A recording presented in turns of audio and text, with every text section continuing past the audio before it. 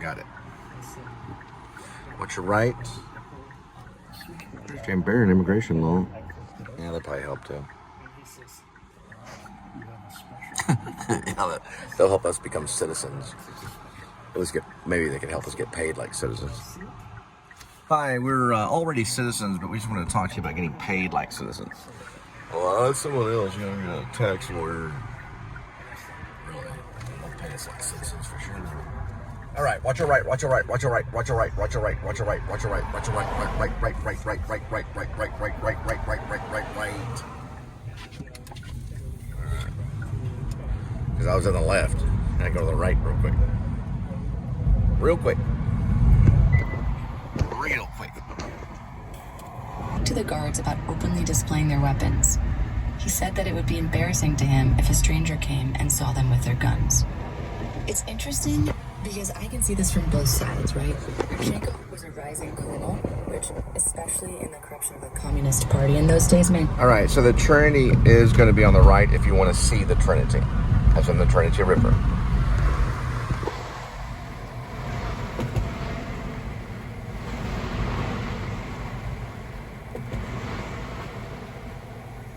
It's beautiful, but not as beautiful as Linda. She's pretty beautiful too. And that's the beautiful Linda. My beloved. Go down, and at first I took it real seriously. I just kind of lecture him, and then I realized it was bullshit. You know, so I go down. Okay, I'm down here. I'm spanking you. Just seeing. Is it turned on? I'm telling you, you're doing a bad job. Yes, I'm 100%. Because when you grabbed it a minute ago, you paused it. Right. And you know, and You paused it. No, I did not. The red beans turned on. Play darts at midnight. I got paused. It's throbbing and it's red. And you know, they were good card. He was finicky about the guards and sometimes annoyed with them. But he also showed them kindness.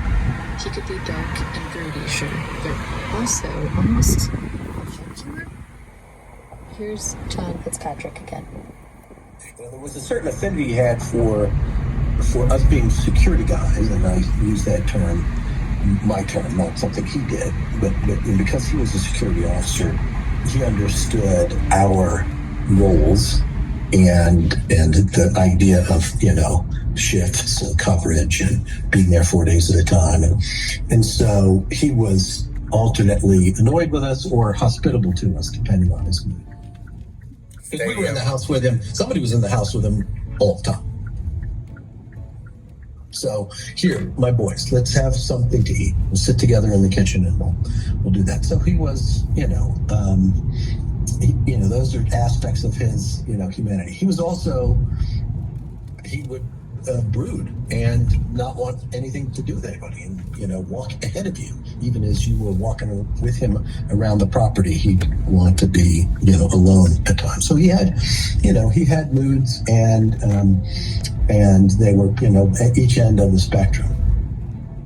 I remember one night we were out for a walk. The sky was clear and there was a prominent moon, and he told me a story about how to tell whether the moon was waxing or waning.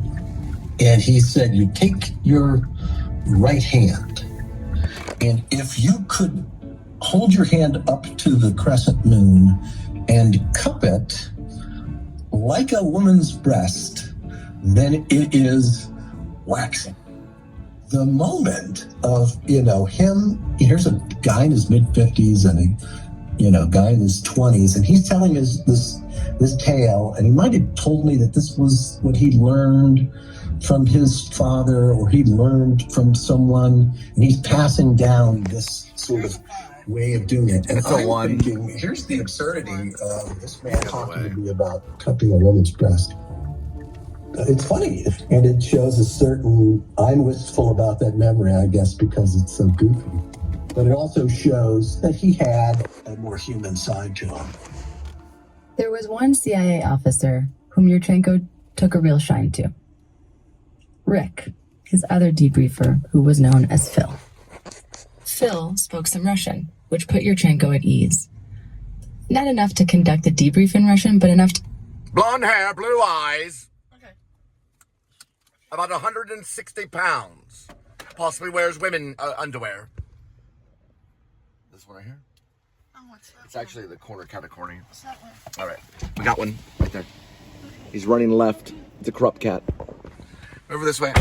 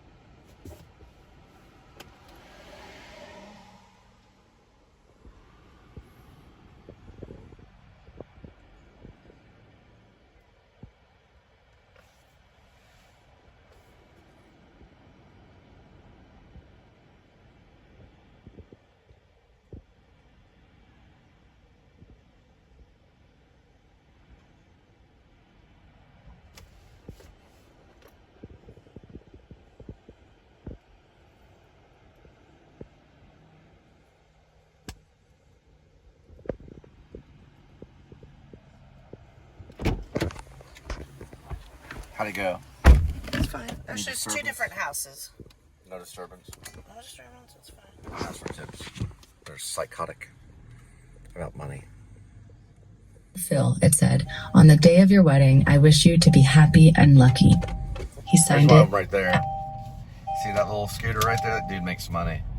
We're gonna do a little bit of investigation. So they can rent those for pretty cheap. Sometimes they even buy them. He's working for this restaurant right here. Did he go in? No, he's right there. It's called Snag. Snag. Oh, is it Snag? Oh, it's an actual company. Nope.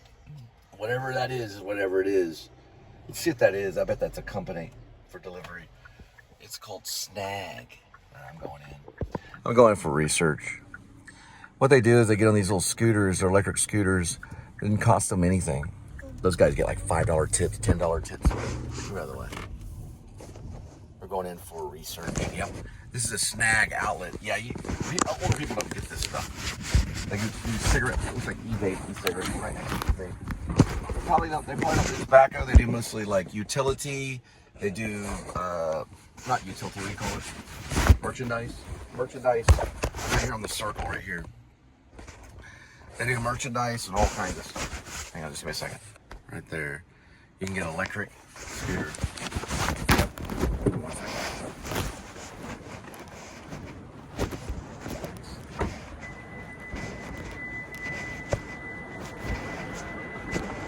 Hi, you guys have an app? Oh, y'all have an app? Yeah. Oh, really? It's just under Snag? Yes. And do y'all provide the electric scooters? For your employees, yes. Yeah. Okay, are y'all just TCU, just Texas? Mainly, like part of the company. And y'all deliver like merchandise or deliver food? Like almost everything, convenience store stuff. Like Puff? Have you ever heard of, is it called Go Puff? Have you heard of Go Puff? Yeah, it's kind of like that. But y'all don't do tobacco? Some. Yeah. Some liquor, some tobacco? No liquor, got Beer, you do beer. Beer and tobacco. But y'all don't do Puff? Like y'all don't do like tobacco? No tobacco? Okay. But mostly just like food stuff. Yeah. Like you get at CVS or something or grocery store, okay.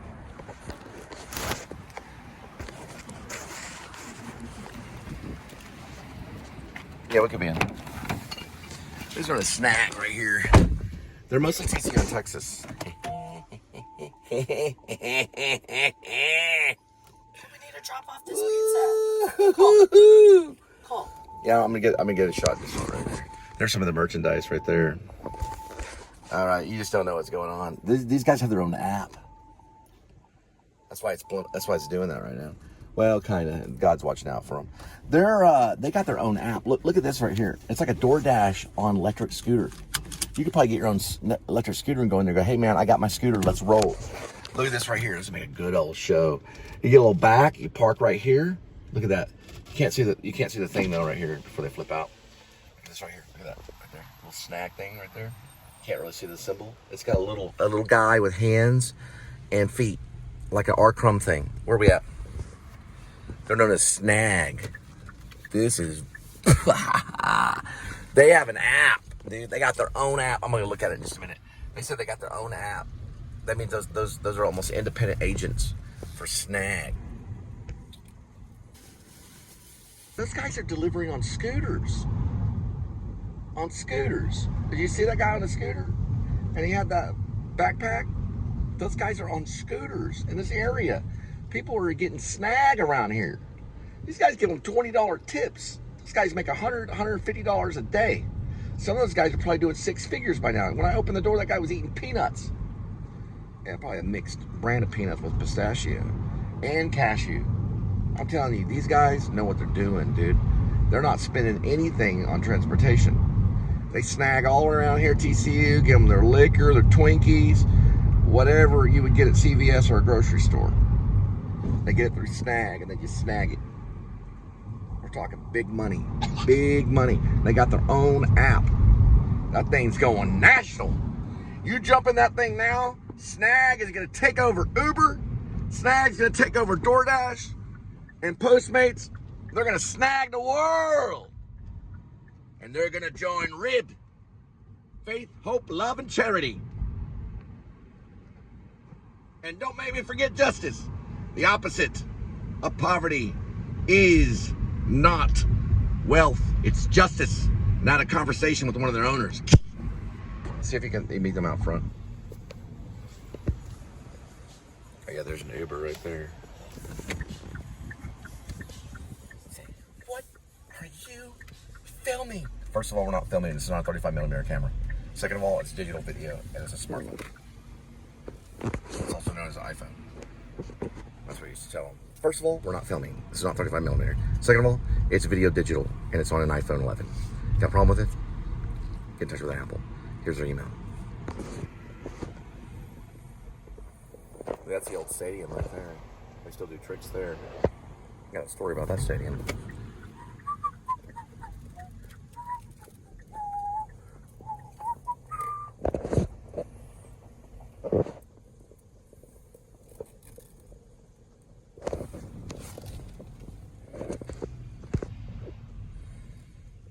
All right.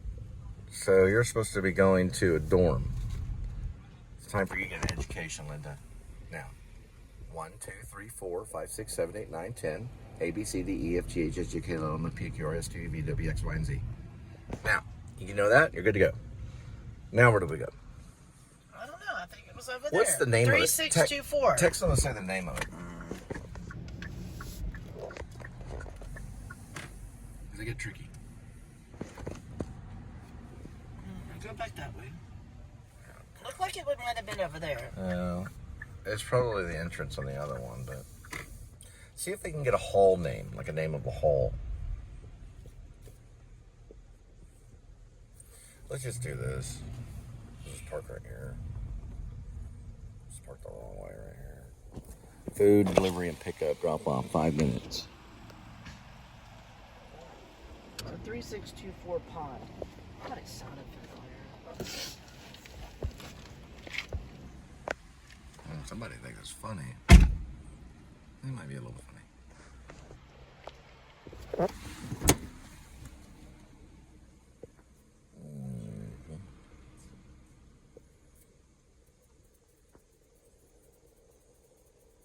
Uh-oh.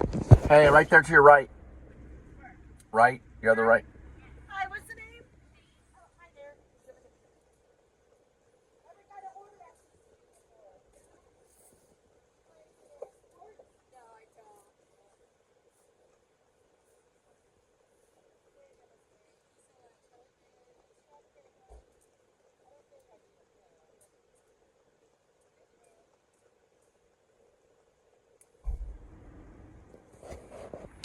How'd it go? Is there any disturbance? No, She flip you off or anything? No. She spit at you or anything? No. Alright.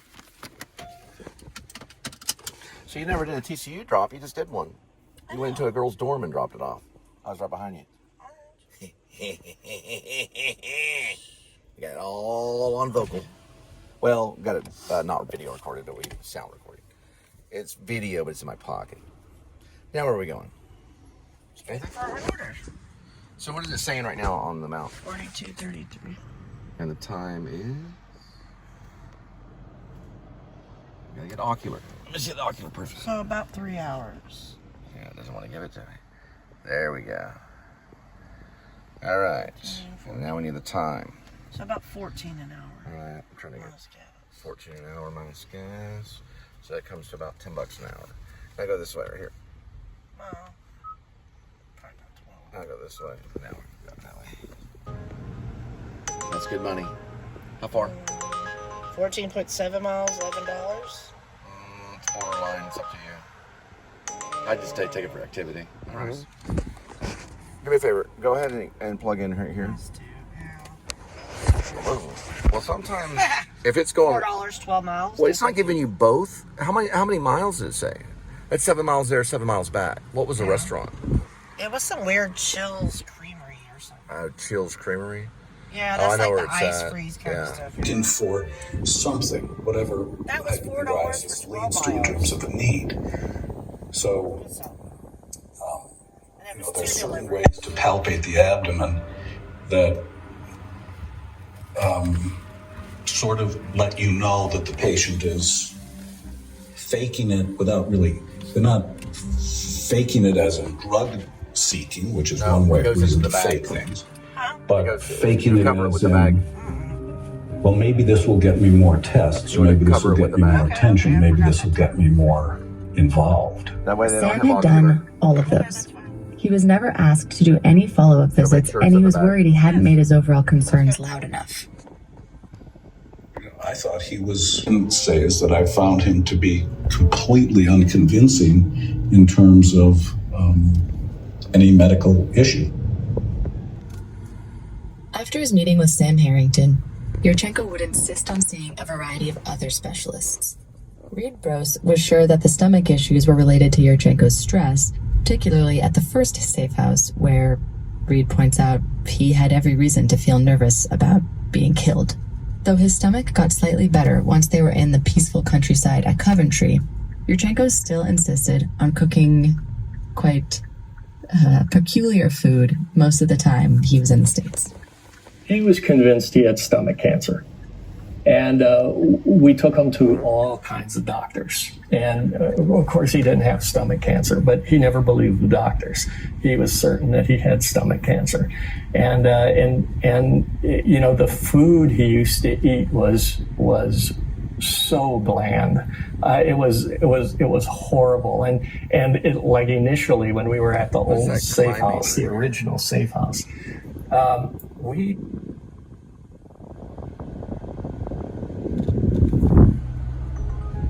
What do you think? $4, 10 miles. Maybe not. They probably wouldn't tip. Kind of $2. You want to see if they do a pickup at like the tavern and places like that, where they already lay down a good tip. Sometimes they will. They'll lay down a pretty good tip.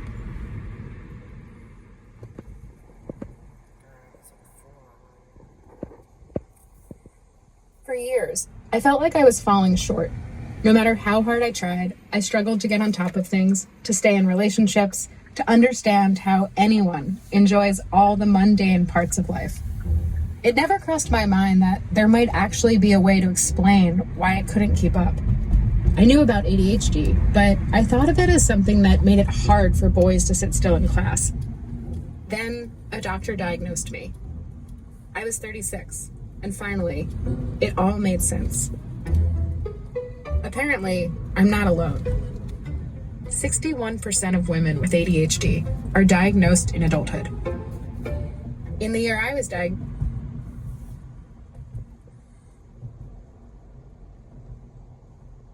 I don't believe it.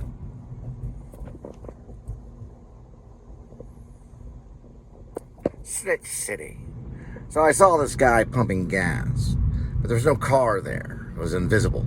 So he just kept pumping gas. Before we begin, this story includes strong language. Please take care when listening. It's a warm summer night in 2018, and there's a strange situation unfolding aboard a scalloping boat docked in New Bedford, Massachusetts.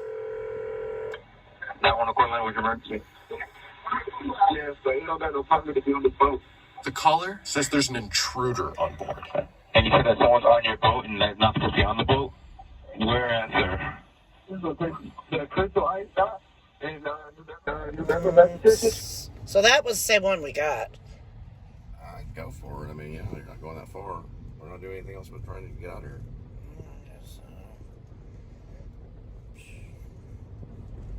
Yeah, I gotta remember to keep track of this. I think it was $4 for almost one, uninstalled the and Google $7 Maps. for two. Yeah, I guess I could. That'd make it easier. Wish they had like an iPod for classical music. Wouldn't that be fun? Apple, hint, hint. Oh well, let's listen to the snitch. Chaotic. Hold on a moment. And the dispatcher's trying to figure out what's going on. Don't let anybody in here. This whole situation looks really bad to Raposo. He thinks it's a crime scene. It looks like George Santos is here, using his power as a cop and the supposed word of a confidential informant to force his way onto a boat and steal drugs. You know, is this really happening? What did it look like? It looked like a drug rip. It looked like a drug rip. It looked like something out of a fucking movie. A drug rip. Pretty much bad guy robbing a drug dealer. That's what it is. Except in this instance, the bad guy is a cop. The cop who showed up on the little tootie that night, wild-eyed, flashing a gun, and demanding drugs, says he was tipped off by a confidential informant. A claim he knew would grant him, a police officer, certain liberties. See, informants are the backbone of nearly every drug investigation in America. With little more than the word of a CI, cops can launch investigations, break down doors, and upend lives. Today, police are allowed to direct and oversee this vast anonymous army with no oversight, no regulation, and no transparency. Until relatively recently, many departments didn't even have rules in place about using informants. Surprisingly, some still don't. How it works is all up to police, and it's nearly all done in secret. It is shadowy. It is underground, and it's a game to a lot of these. What's the name of the business? Potbelly have to think like the criminal, and they start acting like the criminal.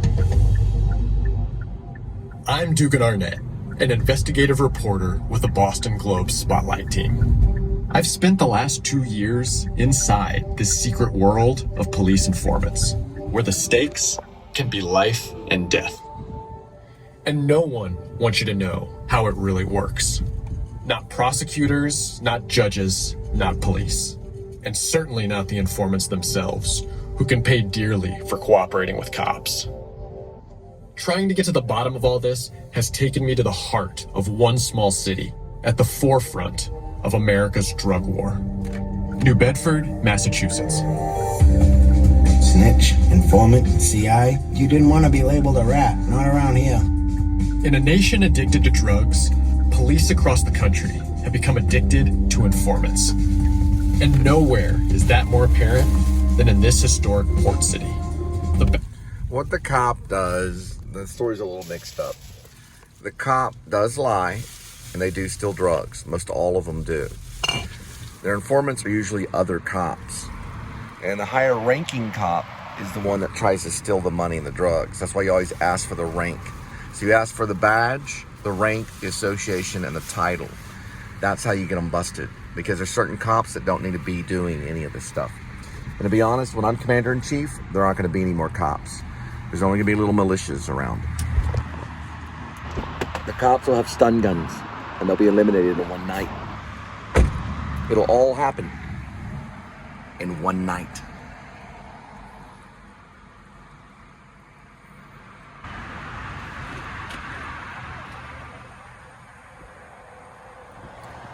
There's their target. Their target is marriage. A cop's target is love, because everybody wants to be loved, but nobody loves a cop. Not even the scum of the earth. Nobody loves a cop. Nobody. Nobody loves a cop.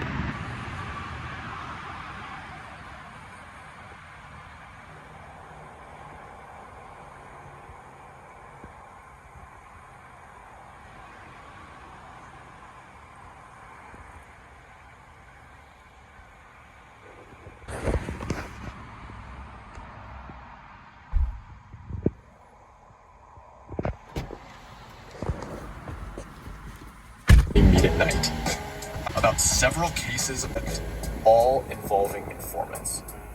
And you'll hear from people on all sides of this. Protect kingpins and attack perceived enemies. And they've done it all with impunity.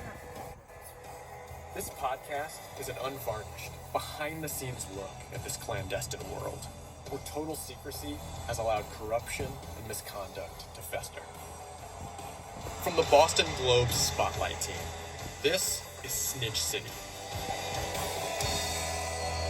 Episode 1, Officer p.s.s.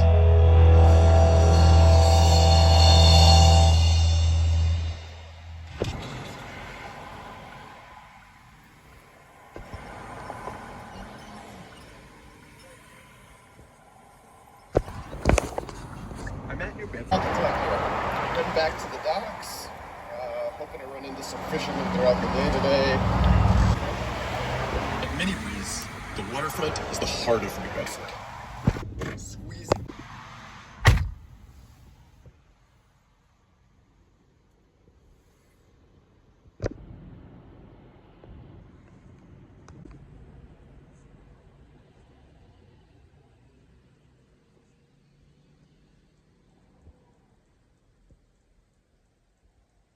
This Applebee's actually detained Linda, which is illegal. They detained her, but I made the payment. They released her. I was gonna get a card from my car, so they detained her. Big old fat lady. Forgot her name. It was like RB or something.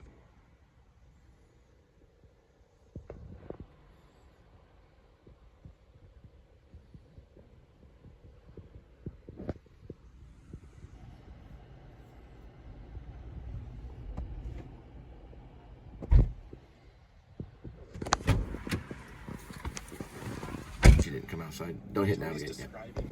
Sending people searching them for drugs and then pressuring them to become informants.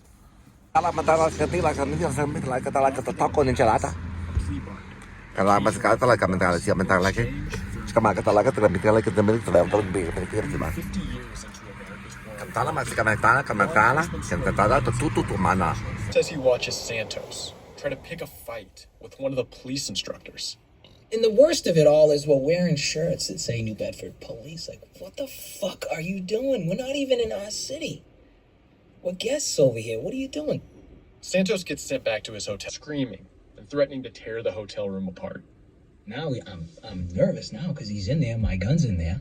And he's hanging out of our hotel room window screaming, "Suck my dick," loud. Is there too. So Raposo expects some kind of fallout the next day. Go ahead and greenlight the project. Greenlighting the project. Project greenlighted.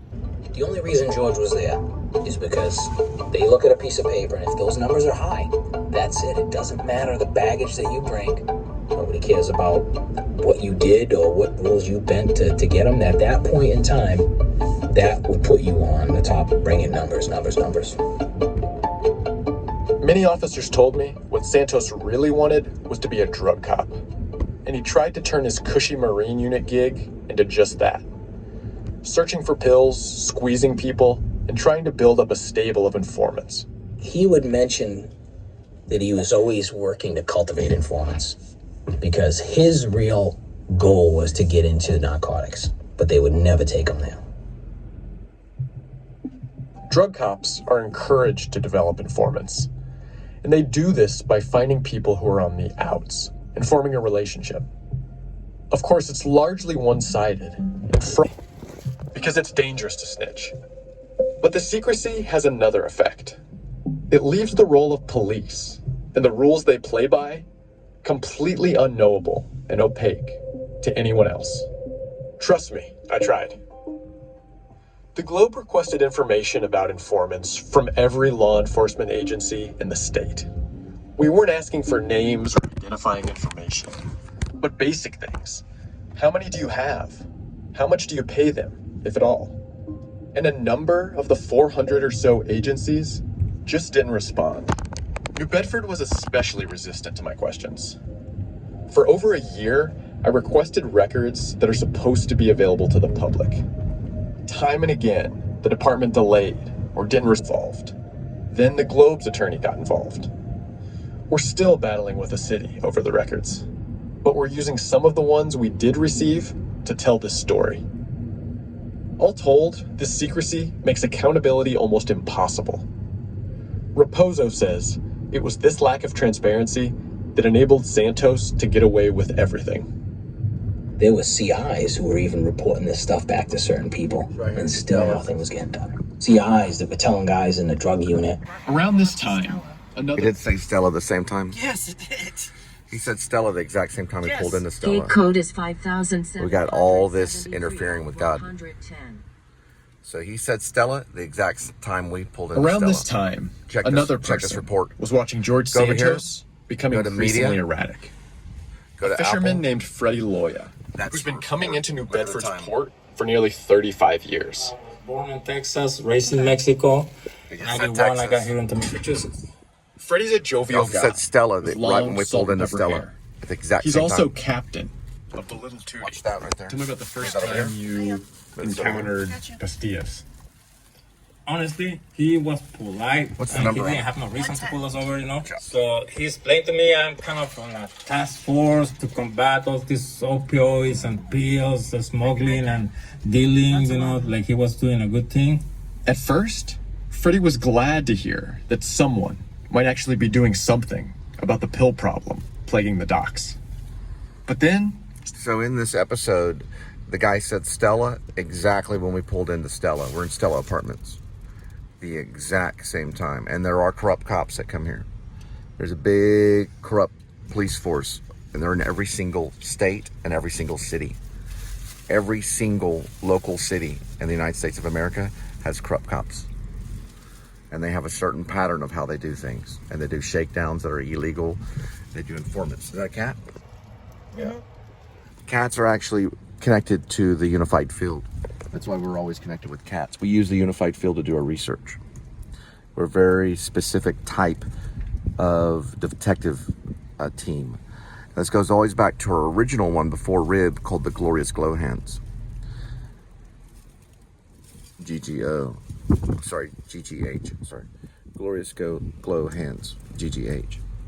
It's also GGO too because it's an organization, Glorious Glow Organization. But we're also known as RIB. This is our sign.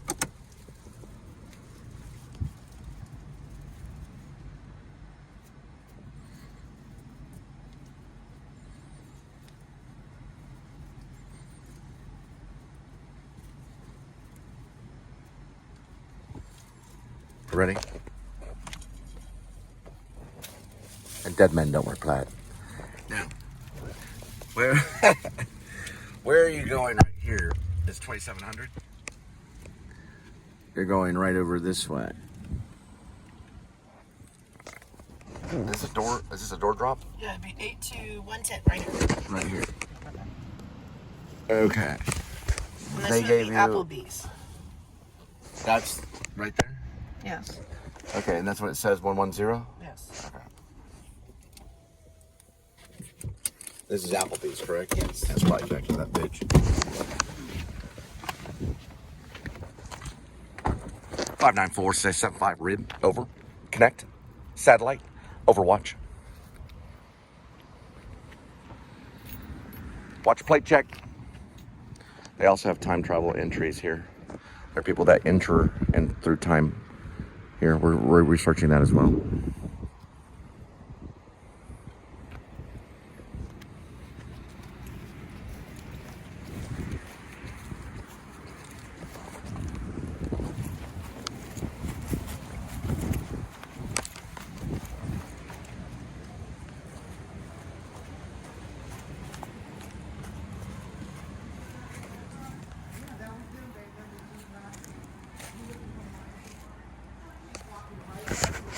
Sorry about that. What's the card number?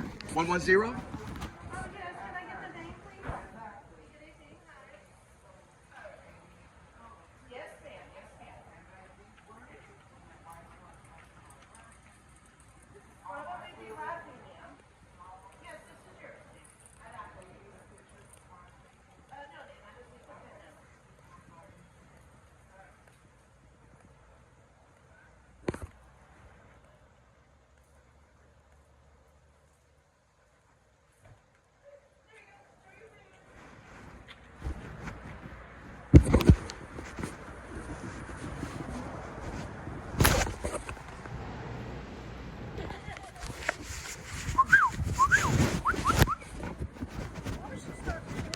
She was doing it on purpose. It's an act. Let's go this way. Go over here. They're informants. Nah, we don't work with piggy poo. We're a private organization. Don't you ever think that. Don't you ever speak through me either. We know you possess people. It was a setup. But I was there with the recorder, so she had to back off. She was trying to hurt Linda. I never seen a butt so big in my life. All right, go ahead and plug in. Get everything set and just exit out. What was that about? What was that about? What was she talking about? Then she said, oh, she's walking past me. She's like walking past me like, huh? No, this is a different one. Okay. It's Freddie to snitch. To Freddie, it seems more like extortion than a police tactic. He had no intent of working with Sam. Eventually, he gets his wife's pills, and they go their separate ways. I'm sorry, but she didn't make any sense at all. She wasn't making a bit of sense at all. Honey, you need a PIN number? I hadn't She just walked right past me. She had her camera on or something. You don't. How do you know where her freaking place is? Because they got probably about $1 million worth of freaking methamphetamine under their fucking couch, or in their washer and dryer, waiting for a cop to take advantage of it. Right when we pulled in, it said Stella on that program. All right, so we go right or left? All right, I just follow that.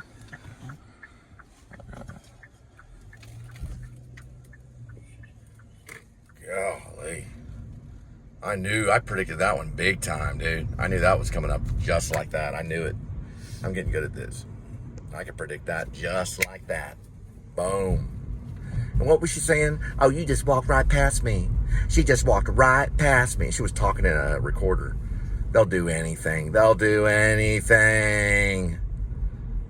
Golly.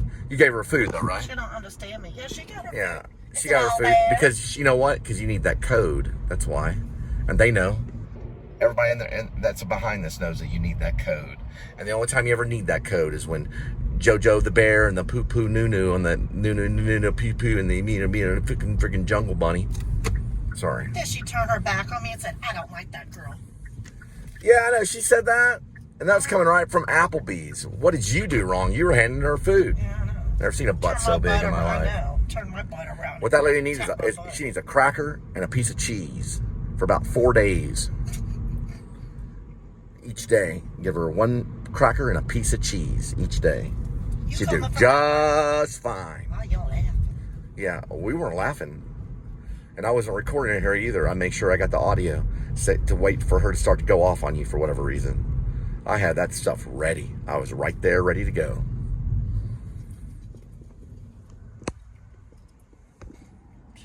The situation like that is, what are the numbers? Here's your food. Thank you. Have a good day. That's it.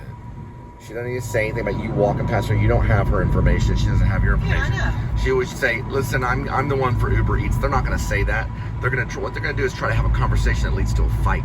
She don't want that food. She doesn't need that food, right? Somebody else needs that food. Right, what's your name? But let her eat her food and have fun. That's fine. That as long as she gives you the code, we're good to go. Who cares? Just ignore it. She was trying to start something because she didn't want that food. Who knows the reason why, right? And who knows how far that goes up. The best thing to do is, they know, Uber knows you need that number, right? Everybody knows that Uber knows you need that number. And in order to get to the next one, she gives out the number, then they get the food. That's how life works. In Snitch City. In Snitch City. It's really called Swank City. It's Swank City. My name's Christy. And that's Kitty. We're on our way to drop food off of your doorstep. Looking for the corrupt cops that messed up Simple Charlie. I'd go for it. It's $10. Yeah. Benbrook's a good area. Get the heck out of... Well, we're always in Swank City. We're always in Swank City. This is Christy talking. Now, my Kitty, she'll make sure you get your food okay, as long as we get the code number. You don't got the code, you got no food. You got the code number, you get the food. Stay away from Simple Charlie. Now we're on our way to drop some Uber to your door. It could be a sandwich. It could be a pickle. It could be a dehydrated pickle. It could be some soup. Maybe a cracker and cheese. Maybe you ordered some tobacco products, or you got a little bit of alcohol and beer. Could be Lone Star. It could be Milwaukee's Best. But in Swank City, we always make sure you get your food at the doorstep. We deliver with a smile if we're in the mood. If it's a frown, then you still take it. Here's your food, eat it. Eat it in front of me. Eat your food. Eat your booger in front of me. You're in Swank City now. Watch out for Simple Charlie. It ends on a 9? Yeah. That's the one, Kitty. Make sure you deliver with a smile.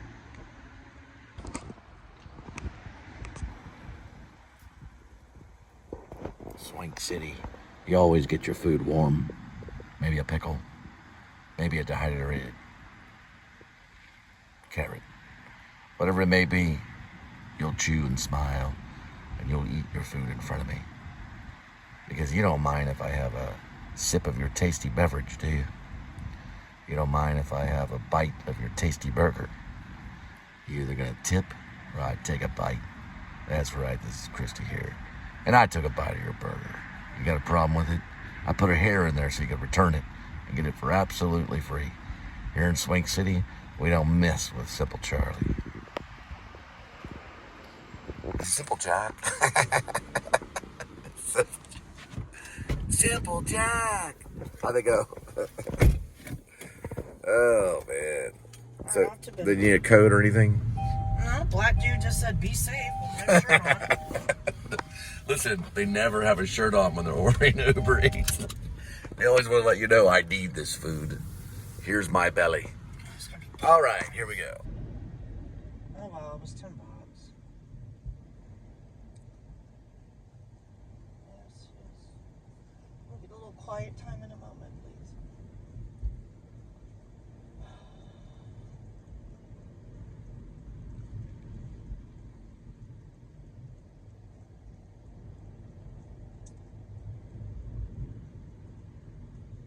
Sour face, big lion face.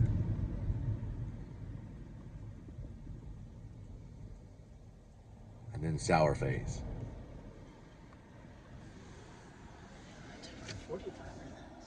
Lion face. Sour face.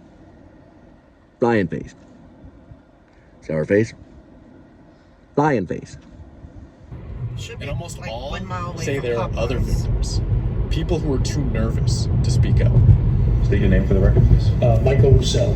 And Michael, you are... Investigators also interview at a hotel where a lot of fishermen stay. Michael Roussel tells police that Santos was illegally searching hotel guests. They told him he could not be bothering our customers like that. Roussel says he repeatedly heard stories from fishermen about a rogue cop obsessed with pills. What I was told by the guys was that he would stop them, ask them if they had drugs. This cop up north, what he would do is he'd rob the druggers. He'd take a couple of pills and give it back to the druggies. Then he'd rob the rest of their drugs and money and run off with it. This really went on. So he would actually give them some of the drugs back, like a couple of pills just to get them through the night or whatever.